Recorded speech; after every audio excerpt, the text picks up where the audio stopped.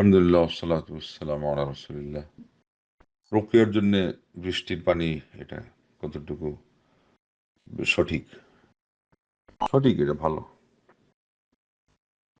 জমজমের পানির পরে তো বৃষ্টির পানি সবচেয়ে ভালো, আসমান থেকে আসছে।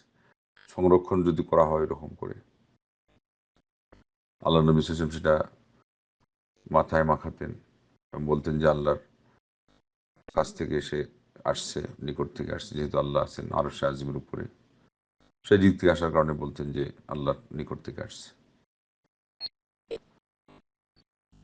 এবং বৃষ্টির পানি সাধারণতই তো আল্লাহর পক্ষ থেকে রহমত হিসেবে আসে, মানুষের উপকারের জন্য আসে। ভালো জিনিসের উদাহরণ দিতে গিয়েও বৃষ্টির পানিকে আল্লাহ নবী সাল্লাল্লাহু আলাইহি ওয়াসাল্লাম ব্যবহার শব্দ হিসেবে ব্যবহার করেছেন। বলেছেন যে মুমিন ব্যক্তি হলো বৃষ্টির পানির মতো, যেখানে সে থাকে সেখানে সে উপকারে আসে। এটা ভালো, এটাতে বেদাতের কিছু না। জমজম তার চেয়ে আরো ভালো আর কি।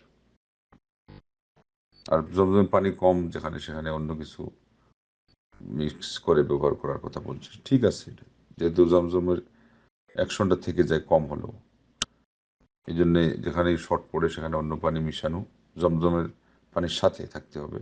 বোতল খালি হয়ে গেলে তো হবে না, একটু রাখতে হয়, তখন সেটার সাথে মিশিয়ে যে কোনো ভাবে ব্যবহার করা যায়, নিজের ঝাড়ফুঁকের জন্য হোক, বরকত নেওয়ার জন্য, যে কোনো নিয়তে, যে কোনোভাবে, অন্য কোনো কাজেও হোক, এটা চলে।